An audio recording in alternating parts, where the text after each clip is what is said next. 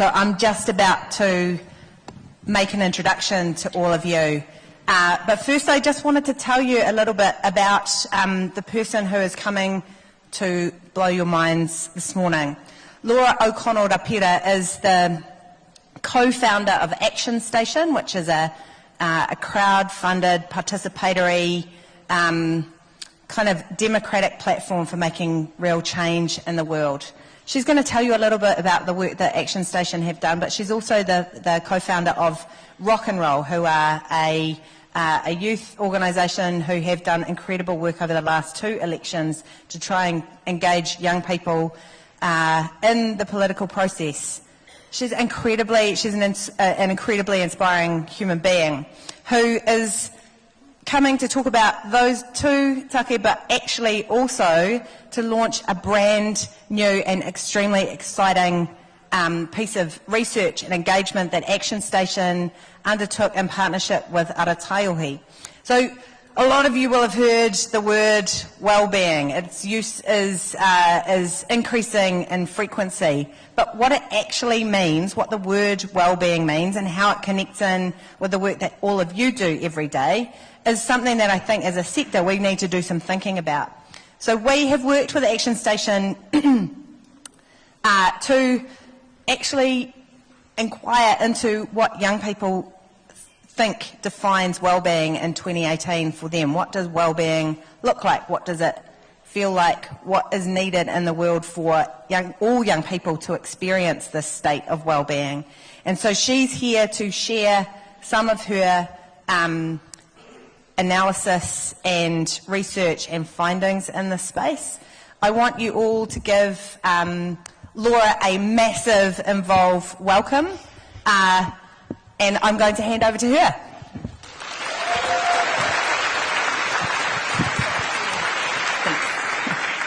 Thank you very much. Oh, whoops, too early. Kia ora, everyone. How are we all this morning? Good, good, good, good, awesome. Thank you for that water. Cool, so kia ora tātou, my name is Laura O'Connell-Rapira. I'm going to do my mihi in English because I am very much at the beginning of my te reo journey. Through my paternal grandmother, I whakapapa to Ngā Ruahine, Te Atiawa and Ngā Te Ruanui. Through my paternal grandfather, I whakapapa to Te Rarawa and Ngāpui. Through my maternal grandmother, I whakapapa to Ngāti Whakaue. And through my maternal grandfather, I whakapapa to County Clare in Ireland. So kia ora to any of my whanaunga in the audience today. Do I have to point it at the thing? No. My ancestral maunga is this one, Koro Taranaki, and I thank you very much for having me here this morning. I wanted to start today by sharing this whakatauki with you all, which translates to what is the food of a chief? It is conversation. What is the sign of a chief? It is to show respect, generosity and care for others. And what is the work of a chief? It is to unite the people. I share this whakatauki because that is essentially what is going to be the core message of my kōrero with you today. That we need to, I believe that in order to create the sorts of change we want to see in the world, we need to create spaces for diverse groups of people to come together, to have conversations about things that matter, with decision makers listening to those groups of people and then actually taking action. I believe we need to ground those conversations in respect, generosity and care. I believe we need to collaborate more effectively across different sectors and across difference. And I believe that we need to do that urgently because we have many wicked problems in our world that need to be tackled. Over the next 30 or 40 minutes or so, I'm going to share with you some of my, is that weird for you guys? Is that making a weird noise because of my dreads?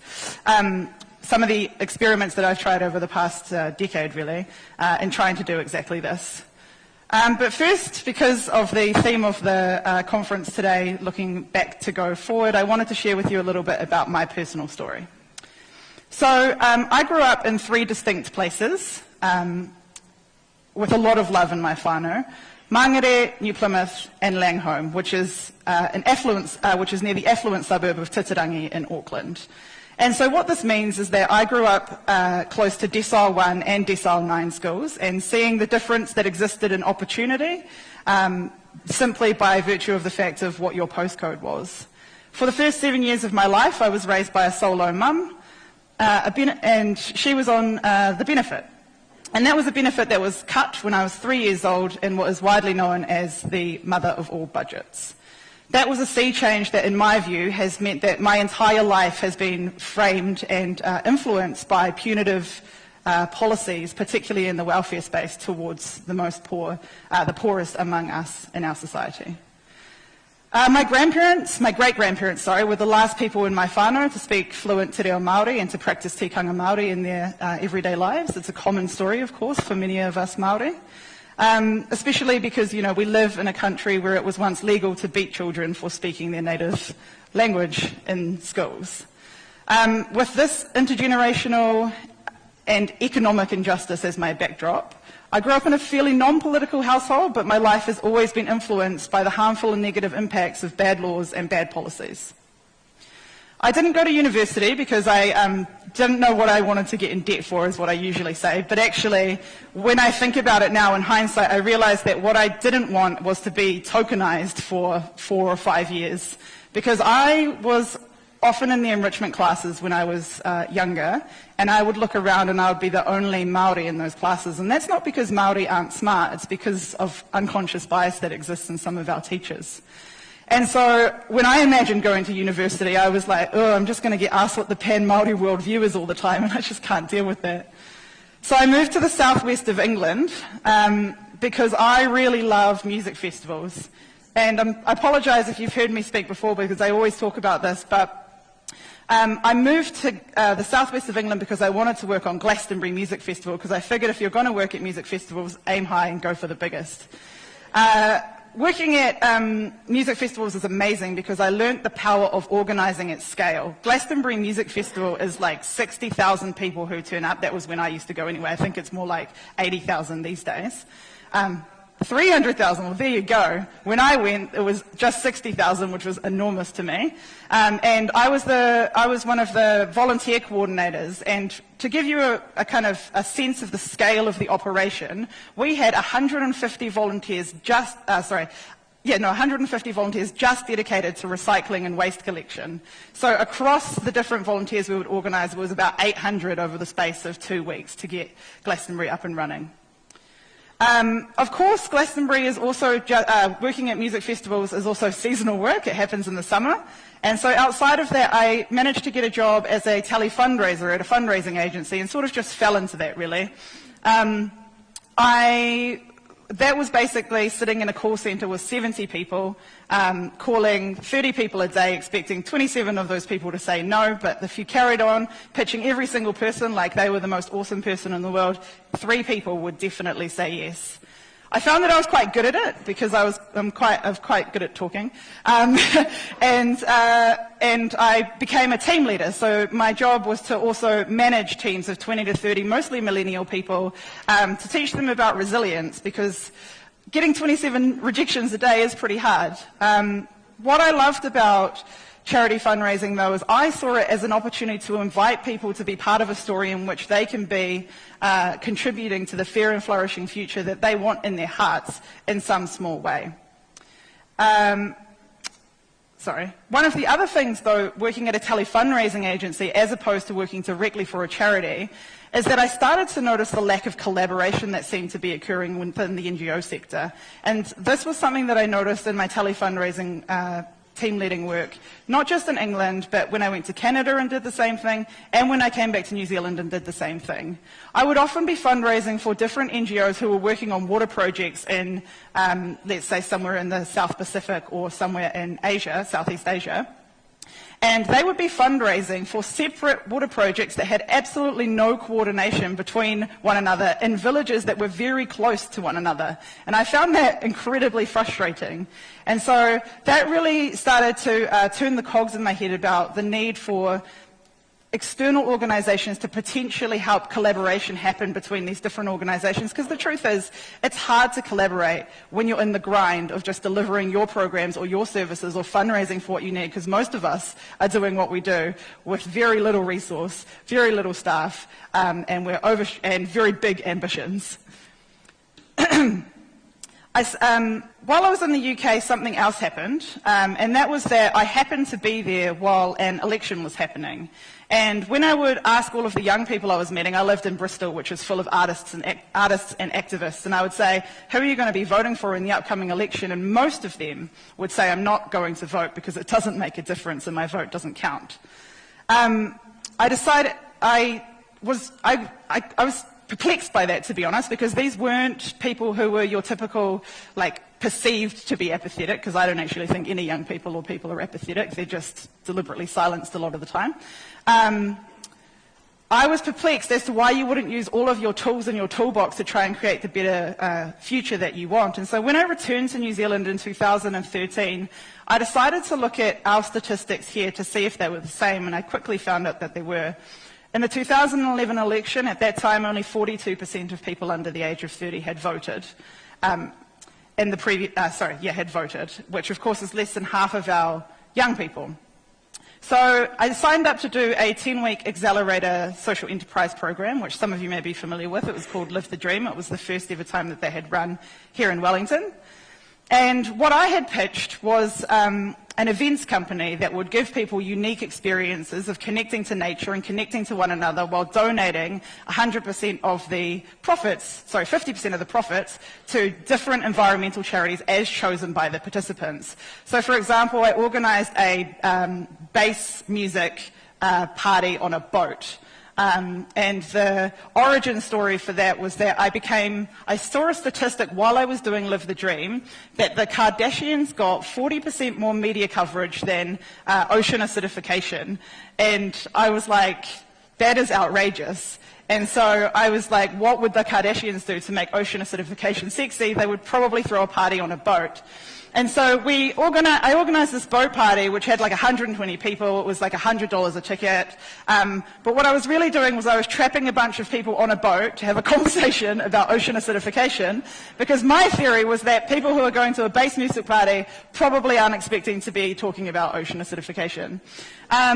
It was beautiful. It was really great. I had a good time. And the way that it worked is people had little tokens where they could pick between a bunch of different charities that they could then give their 50% of their ticket price to.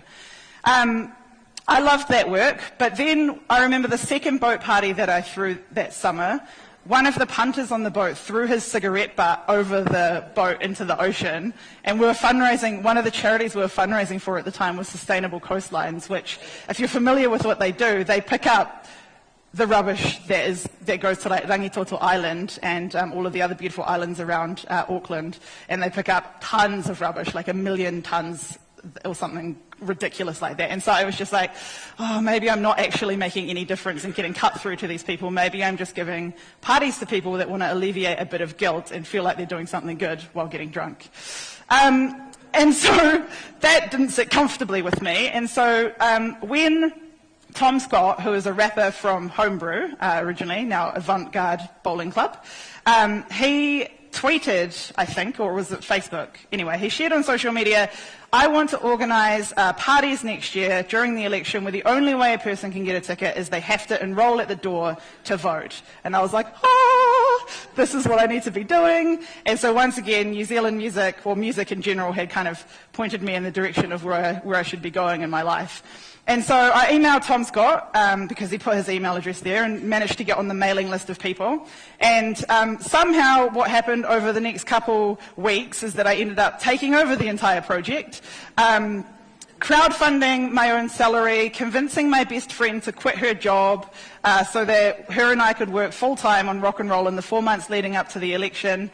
And then what we did is we said, we're going to throw parties all around the country where the only way you can get a ticket is to enrol, but also pledge to vote. And so the pledge to vote consisted of asking people to give us their name, their email, their phone number, and ticking a box that says, I promise to vote on the 28th of September 2014. We weren't trying to influence people to vote for a particular party. We were just trying to get people to get the voting habit started, because research shows that if you get young people to get the voting habit started while they're young, they will continue to be voters for the rest of their lives.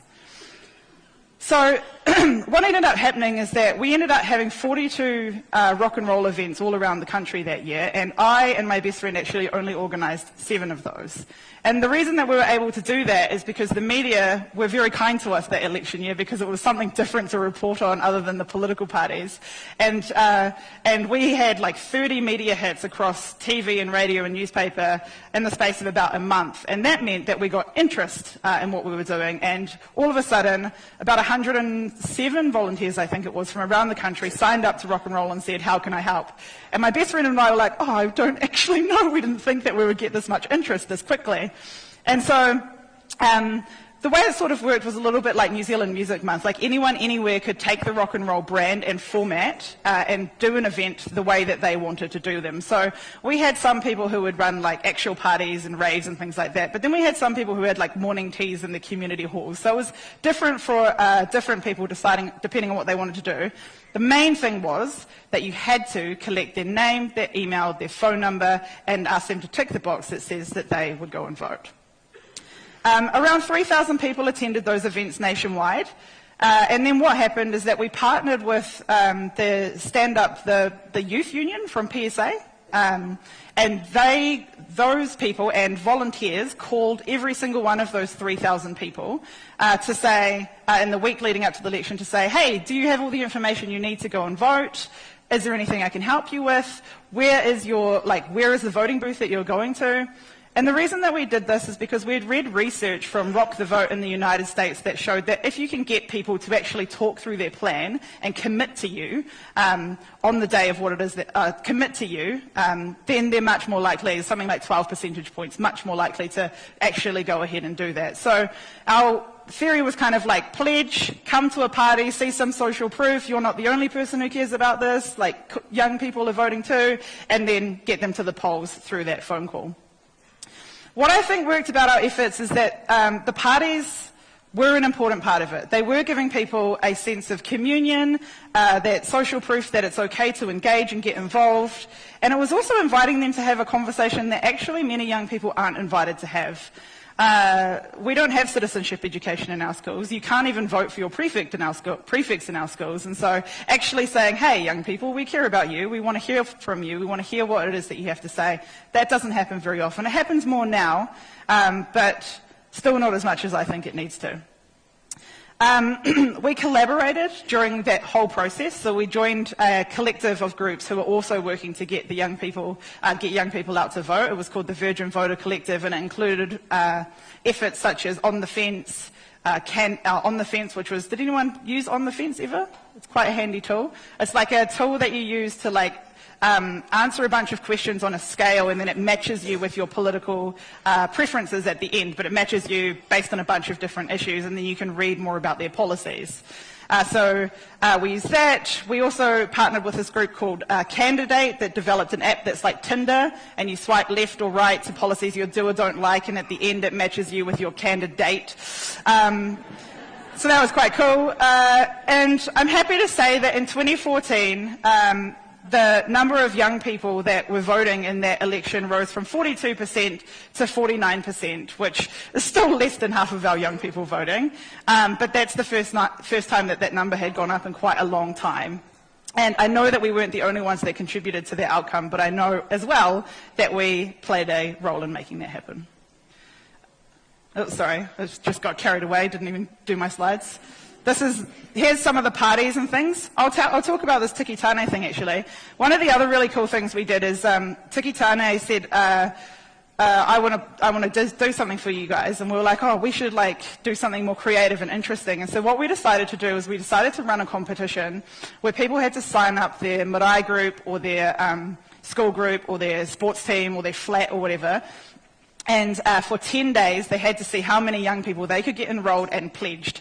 And so you got 2 points for an enrolment, 1 point for a pledge, and whoever got the most points at the end of that 10 days would win Tiki Tāne playing at their house. And it was like Domino's Pizza sponsored it. And so, yeah, it was like the first house party that Tiki Tāne has played since he was like 18. So it was pretty awesome on his part.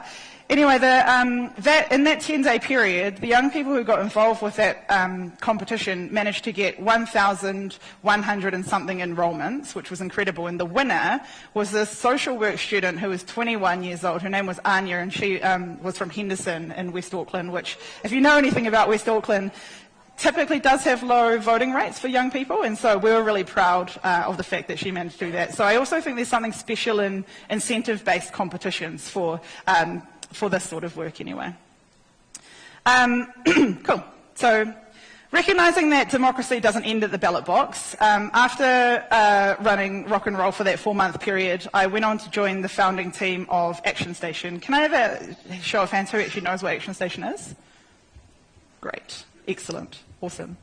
So for those of you who don't know, Action Station is an independent, mostly crowd-funded community campaigning organisation, and we have around 220,000 people on our mailing list these days that we organise to take collaborative, powerful, coordinated action on a wide variety of issues under a bunch of different pillars. Those pillars are, we want economic fairness, we want a country that honours Te Tiriti o Waitangi, we want a thriving environment, we want transparent, accountable politics, and we want human rights to be upheld and global peace for the world. So just that small stuff.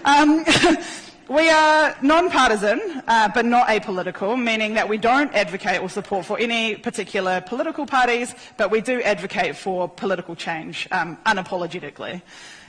We organise around issues and values and policies, and in 90% of our campaigns we collaborate. We collaborate with another NGO, or we collaborate with a social enterprise who might have a shared interest in what it is that we're trying to do. We often collaborate with academics who want to turn their research into policy change with us, or we collaborate with people who have lived experience of the issue that we're trying to solve. Or in emoji terms as to what Action Station does, because I am a millennial, our model is about bringing lots of groups of people together using digital tools to share their tools, their money, their ideas, their energy, their time, their creativity and their voice for a fair and flourishing future for everyone. I feel like if you can get your theory of change, sorry, I just spat, into emoji form, nailed it. And to give you a sense of our work, I'm going to share with you, because we've worked across about 150 campaigns over the last 4 years, but I'm going to share with you the one that I am probably most proud of. So in 2000, and I'm just trying to think about how much time I have. Yeah, okay, cool. In 2016, because I'm just going to give you a bit of backstory to how the People's Mental Health Report came about, there was news that came out that Canterbury Mental Health Services were going to have their funding cut because of a lack of demand for those services from then Health Minister Jonathan Coleman. And we knew that not to be true because we had people on our list from Canterbury who absolutely still needed mental health services. And so we launched a petition that very quickly got 10,000 signatures in like the space of a couple of days. And our theory of change at that time was, if we can keep this story in the headlines beyond the immediate media outrage cycle, then we can pressure Jonathan Coleman to change his decision, because it's an election year next year and he wants to be seen to be responsive to the public. And so what we decided to do was we asked that group of 10,000 people, hey, we want to hear from you about your personal experience. If you live in Canterbury, what we want to know is, do you still need mental health services there, and would you be willing to share your personal story? And so we sent out a survey asking for stories, and we asked people a bunch of questions, particularly around how resilient they were and how much support they had in their lives. Sorry, how much support they had for resiliency in their lives, because we wanted to make sure that if anyone was going to be sharing their personal story, they had support and they were being looked after. And so about 30 people shared their story with us. 12 of those stories we used to drive the media agenda, and one of those stories we turned into a crowd-funded social media video, which was the story of this mother, Jane, whose son was 15 years old when the quakes struck in Christchurch, and he witnessed someone die in those quakes and had to leave high school, and he still needed, 5 years later, the mental health support. And so she shared her story of that, and that we put that online. It was about a week after the petition went up, and it quickly racked up like 30,000 views over a couple of days. The press in Christchurch did an amazing job of really calling out the government's bad behaviour on this in that time, and I give a lot of credit to them. What happened is that from the announcement day to 3 weeks later, which was basically almost constant media coverage about this and that social media video doing the rounds, and then we also organised our 10,000 petition signers to email Jonathan Coleman as well, and I think about 2,000 people did that in like 24 hours. That combination of activity meant that actually what ended up happening is that they pumped $20 million additional funding into Canterbury mental health rather than cutting it, which was really, really great. And so we felt really proud about that, and we were like, this never even should have been the thing that we had to fight anyway, but that's fine. And then what happened was we surveyed our members again, and they said, well, mental health isn't just an issue in Canterbury, it's an issue for the entire country. And we were like, yes, that makes sense. We should pour our energy and time into this because this is how we get our direction about where I spend my time is directed by the community of people who participate in our campaigns. And so we started asking people, what do you think needs to happen in the mental health space? People meaning like people who are working in the sector, people who are policy experts. And what we kept hearing from people was that there was a need for an independent inquiry into whether or not mental health services were still delivering what it is that they're meant to. Because that would make the problems in the system undeniable, and it would also show where the gaps are and where changes need to be made. And so we put out an open call in September 2016 asking people for their experiences of the mental health system. And it was a survey that had just an open text field, which I will probably, I would encourage people who are doing research not to do, because it meant that our analysis was really hard work. But basically from September to February, we collected 500 people's lived experience of the mental health system, a mixture of people who work in the mental health system, because PSA very gratefully shared it with their mental health union workers, people with lived experience of the system, and whānau members and friends of people who had experience of the mental health system. We read every single one of those stories, we paired that with conversations with policy experts, and then we made 5 recommendations to government that we delivered alongside a petition from about 12,000 people in support of that. Those recommendations to then Associate Health Minister Peter Dunn, and you see now Health Minister David Clark in that picture at the top there. Anyway, as you all know, mental health, not just because of the work the Action Station did, but because of the work that so many people have done, became one of the most topical issues in this election, and that has now led to the independent inquiry, which has been going on for the last couple of months. David Clark, who received our report, this has taken more recently, and he said that he'd be happy to implement the recommendations made in the People's Mental Health Report, which is a very excellent outcome, and really showed to us the power of people's personal stories as a weapon for creating social change.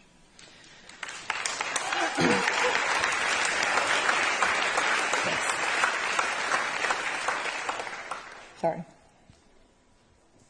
Cool. So when earlier this year, about like 5 weeks ago, when we were approached by Arataiohi to do a report on young people's perspectives on wellbeing, I jumped at the chance because that sounds amazing. So between 20th of July and 7th of August this year, we gathered the views of more than 1,000 young people aged between 12 and 24, as well as a handful of youth workers and policy experts about youth wellbeing. And we gathered these insights in 3 main ways. A 28-question online survey that was answered by 1,045 young people, 12 interviews with a diverse range of youth workers, young people and like academic researchers with expertise in this space, and 16 rapid-fire workshops that Festival for the Future very kindly let us host at their World Cafe event recently, a couple of weeks ago, I think, yeah. So of the 3 methods of engagement, we have the most demographic data available from our survey respondents, and you'll see very quickly here already that the majority of respondents that answered our survey were female. So 74% of the people that answered were female, 21% of the people were male, and 4% were non-binary or gender diverse. As for the ethnicity of the, of the survey respondents, 79% were Pākehā, 14% were Māori, 7% Asian, 4% Pacifica, and less than 2% for all of the other groups who participated in our survey. So as you can see already, our research has limitations, and there absolutely needs to be more work done to collect the views and voices of particularly young males and young people of colour. Survey respondents did come from all around the country, but the largest numbers of people came from Auckland with 183 respondents, Wellington 151 people, and Christchurch 117. And I also think that that means we need to do more work to reach people from smaller places outside of the main cities. That said, I am amazed that we managed to gather the views of more than 1,000 young people in less than 5 weeks. So this shows you the age spread of the young people who participated in our workshops and our surveys overall.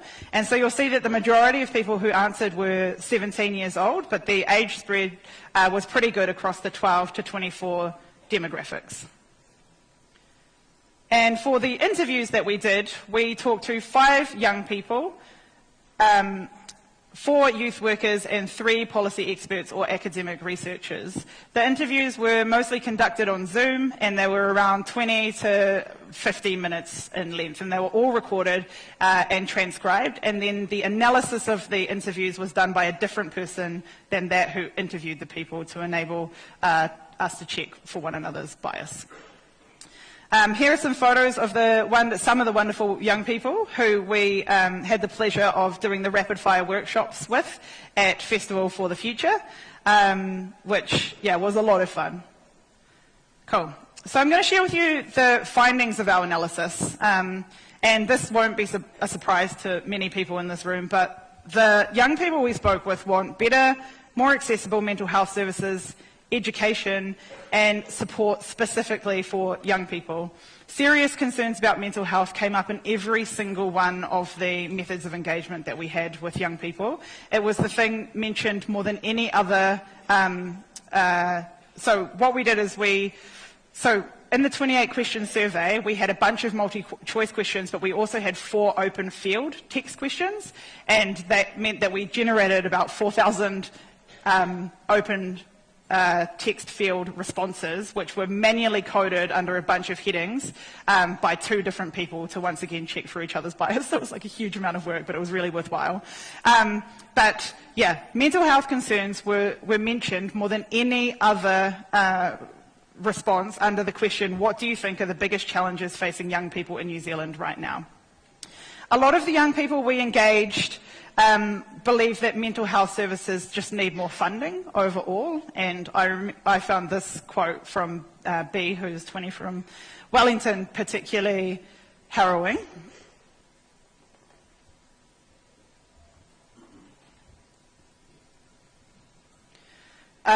A lot of young people that wrote in the open field text answers also believe that mental health workers should be looked after, well-trained, and they also expressed a desire for better mental health services specifically for those from rainbow communities. This was also something that was echoed in the interview that we had with the support manager of Rainbow Youth, and I'm sure that's something that won't be news to many of you as well.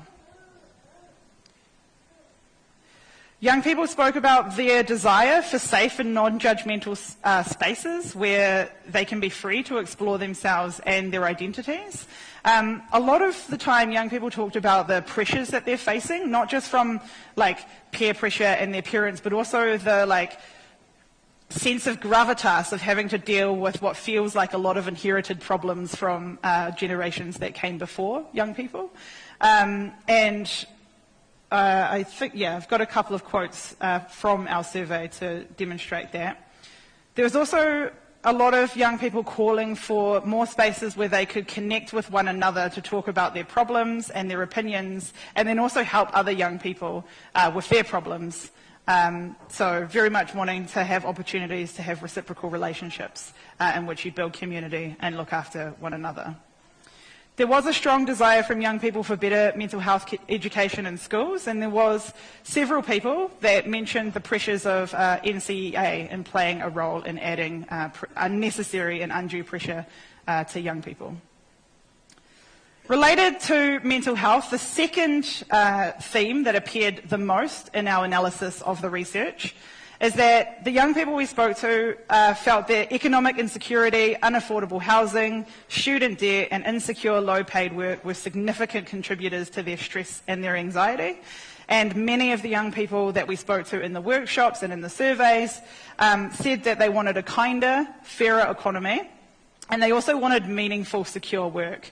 The idea of having meaningful, secure work with supportive workplaces came up time and time again in the open field text questions to what does a good life look like to you. In our survey, the way that it worked is young people were asked to choose from a list of 18 different worries and concerns. These were lifted from research from the Ministry of Youth Development's Issues Report Survey in 2010. And 44% of survey respondents chose a lack of money or not enough money to pay the bills as a major concern. 50% of the survey respondents who identified as Māori chose this as a concern. 43% of those who were Pasifika chose this as a concern. And 37% of those who were Pākehā identified this as a concern. And so we didn't include the other demographics in this analysis just because the sample sizes were so small. But what I would like to point out from like my understanding of this is that we know already that the median net wealth differs in New Zealand across different ethnic groups. In 2015, the median Pākehā had an individual net worth of $114,000 compared with the median Asian, $33,000, the median Māori, $23,000, and the median Pasifika person, $12,000. So it's a vast difference. It's like $90,000 difference. However, we also know that in 2015, young people, those aged 15 to 24, had the lowest individual median net worth of any age group, about $1,000. And most young people obviously have not yet accumulated assets, but they do have debt, most commonly student debt. And so from the similarity of responses across the different groups in our research, I think what we could ascertain is that despite the differences, the stark differences in median net wealth across the different ethnic groups, young people as a whole, as a cohort or a class, are actually considerably less well off than people of older generations. In the open field text question, what would you like to see changed in New Zealand to support your happiness and well-being? People wrote a variety of different responses, but these were the ones that appeared most often. Young people wanted more financial freedom, lower costs of living, an end to poverty, a more economically equal society, higher wages, and a better welfare system, which I'm sure is something that is not just something that young people want. I would also like that as an adjacent young person. Young people also spoke about the importance of housing and feeling secure, which won't come as news to anyone here because we have been undergoing a housing crisis for quite some time. But that was secure housing, not just young people wanting to have to own their own homes, though that did come up quite a lot in our research. But it was also just like there were a lot of comments that were like, if like, I don't think I'm ever going to own a house, so can we just make renting nicer, please?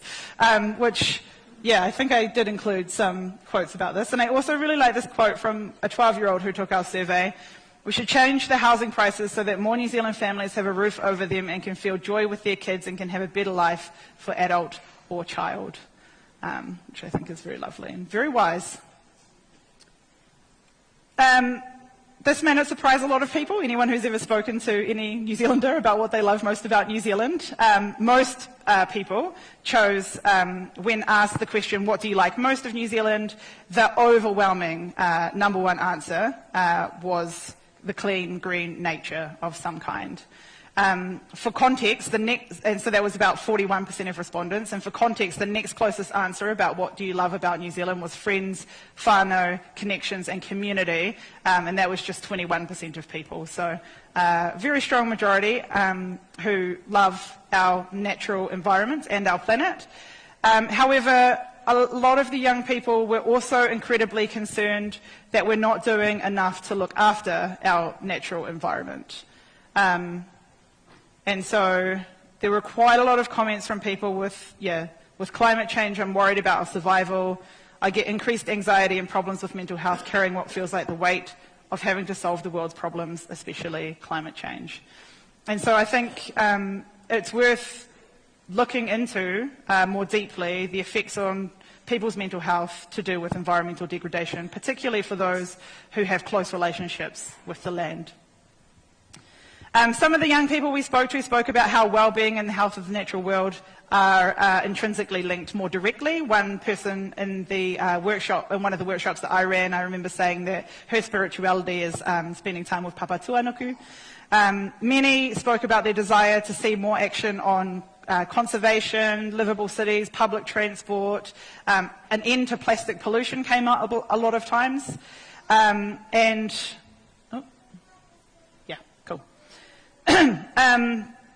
Almost half of the young people we surveyed chose body image as one of their biggest concerns. And I think that this should concern us. Survey participants, as I said, were asked to choose from a list of worries, 18 worries, and 46% of those people chose body image as a top concern just after succeeding in studies or getting good grades. So the top two concerns for the people who took our survey were succeeding in studies and getting good grades and body image. Young people of all ages, 12 to 24 across the demographics, cited body image as a worry. But 82% of the respondents who did choose this as a major concern did identify as female. And this isn't to say that this is an issue that only affects females, because young males were underrepresented in our survey. But I do think the large number of young females who chose this as a concern should definitely be something that worries us.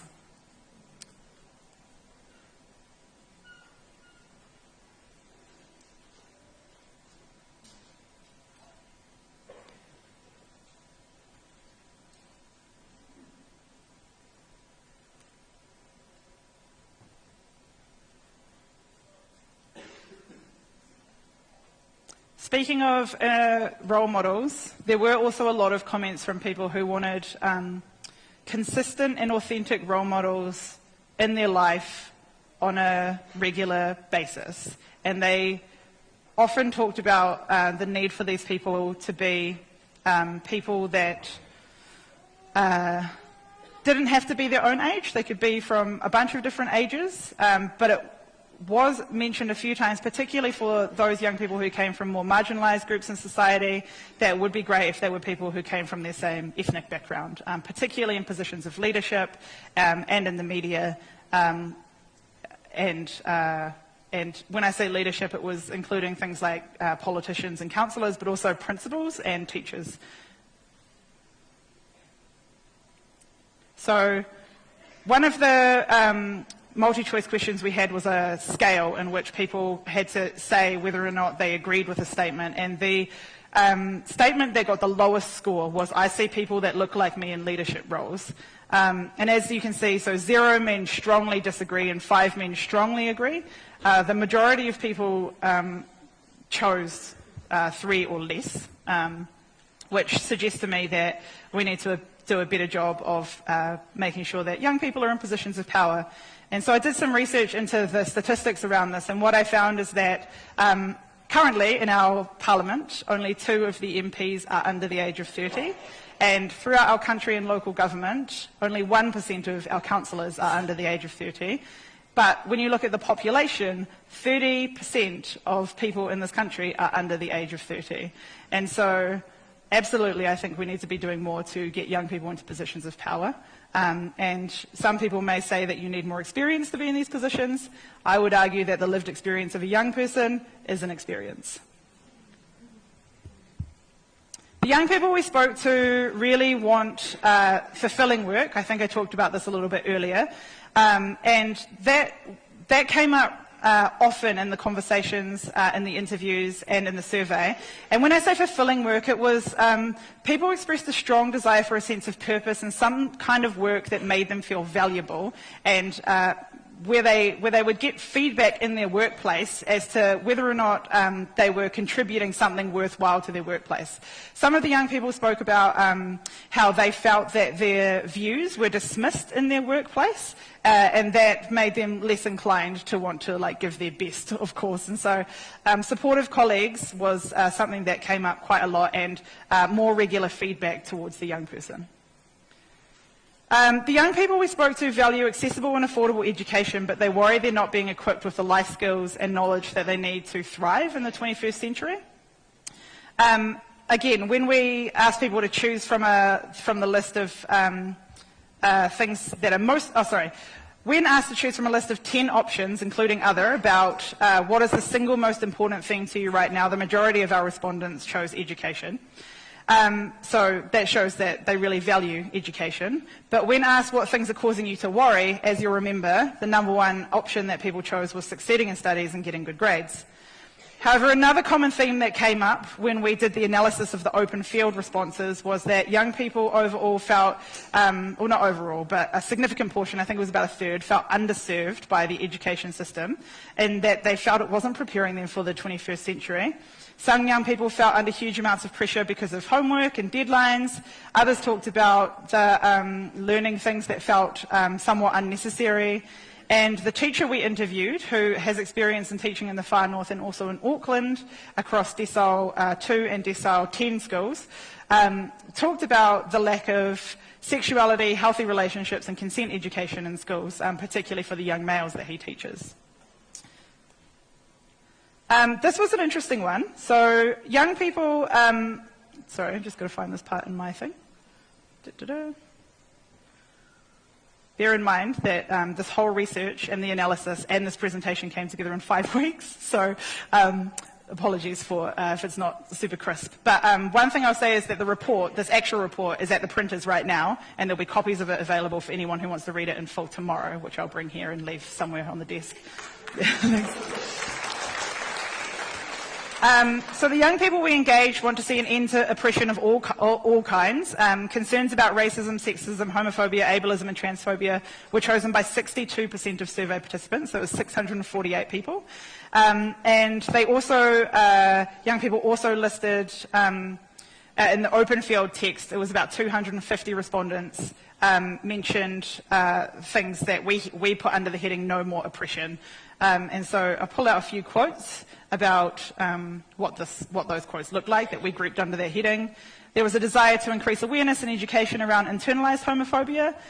One of the survey respondents, which I didn't include the quote in here, which struck me as interesting, was also the impact of, she was a young Asian woman, and she said that the media stereotypes had caused her to start having her own, like being racist towards her own people in her own family, and the difficulties of grappling with that. There were a lot of, pretty much all of the Māori and Pasifika people who filled in our survey mentioned that they'd like to see more te reo Māori or Pacific language celebrated throughout our communities and in our media. And what was also interesting to me is that I believe young people have grown up in the era of the individual, because for the last 30 years, along with the punitive economic policies, there has been a shift towards a focus on the individual and away from the collective and whānau and community. And this is summed up well by a quote that I'm going to read from one of the academic researchers that we spoke with. I see a lot of young people who hold a belief about self-responsibility that it's all down to me to ensure my well-being and my future security. The idea of personal responsibility has become so prevalent, and I hear it come through really strongly when I speak to students about debt. It's my own fault that I've come into debt. It's my own responsibility to get out of it. I'm terrified for my future, but it's up to me and it's my problem. Young people are talking about debt as such an individualized issue, but this is a collective issue. It's affecting their generation as a whole, and each student has very different experiences of debt, but those different experiences are different facets of the same overall problem. I think we have a responsibility to think about and respond to those issues from a more sociological or political perspective, and not just as individual well-being type responses. This idea that young people often the young people we spoke to often perceive collective and societal problems to be the responsibility of the individual was also echoed in some of the workshops that we held when quite a lot of the young people we spoke to would say that you just need a positive mindset in order to overcome mental health challenges, which for some young people might be true. But one clear example from the previous research we did in the People's Mental Health Report is that our mental health system is underfunded and overstretched, and the obvious result from a strained mental health system that's underfunded and overstretched is worse mental health, and no amount of positive thinking will be able to change that. And so young people throughout their comments in various ways described their desire for more places where they could hang out with one another. But there was also some emphasis from some of the young people about it not necessarily being youth-only spaces. There was some desire for connection across intergenerational, like across the different generations. And also there was some people, particularly in smaller towns, who said that they didn't feel that some of their youth groups were, they were quite cliquey. That's the way that it got described to me in the workshops. And so there was there was strong desire for more community spaces and more community in general. Some of the young people spoke about how social media can actually cause more isolation than connection. There were quite mixed views on social media across the board. But it's interesting to note that when survey respondents were asked, what do you like most about New Zealand? After clean, green nature, it was friends, whānau, community and connection. But at the same time, themes of bullying, cyberbullying, peer pressure, loneliness, discrimination, not feeling heard were mentioned 376 times in the open field text. So I guess what I would say from that is more research is needed, but it seems to me that a lot of young people love the friendly, laid-back vibe of New Zealand culture, but don't necessarily have the personal connections or the spaces to have those personal connections to flourish. So, in summary, due to the time constraints of this research and the overwhelming call that we had from young people to engage young people in the decisions that affect their lives, we're not going to be making any specific policy recommendations for this, from this research at this time. However, I do want to share with you what I think a good summarised vision of a future New Zealand would be if we were to take in all of the inputs from the young people that we received over the last 5 weeks. We want an Aotearoa New Zealand that is clean, green and beautiful. We believe New Zealand should be a country that values diversity, kindness, inclusivity and looking after one another. A country that nurtures life in nature and takes action on climate change. We believe every person should have access to great mental health services, affordable, accessible and excellent education, secure, fulfilling work with supportive colleagues and employers, and warm, comfortable, secure housing. Our economic system should be fair. Everyone should have enough money to flourish. People should be able to spend quality time with friends and whānau and quality time in nature. We should have well-resourced community spaces where we can come together to connect across generations and to people our own age. Places where we can have fun. This is interesting actually, I didn't mention this, but we like that New Zealand does not have guns, snakes, high levels of crime or war. But we also want an end to racism, sexism, ableism, transphobia, xenophobia and homophobia. We believe young people should be supported to explore their identity, gain a sense of belonging and purpose without feeling pressured. We should learn about other cultures, sexualities and gender identities as a way to build understanding. We want great role models. We want authentic and consistent people in our lives that encourage us to believe in ourselves and to love our bodies. We want to be taught life skills that will help us succeed in the 21st century, participate as citizens, engage in healthy relationships, while also learning about our historic past. We need people, processes and systems that support our mental, physical, spiritual, economic, cultural and social well-being. And we believe that last one, we ask those with the power to make this vision a reality to please do so. So that's enough from me. Thank you for having me this morning. I'll be around for the whole 2 days if anyone wants to have a kōrero. And as I mentioned, the report is at the printers right now, which I'm very excited about. And so you can pick that up from the desk. Ngā mihi kia koutou, tēnā koutou, tēnā koutou, tēnā koutou, tēnā koutou.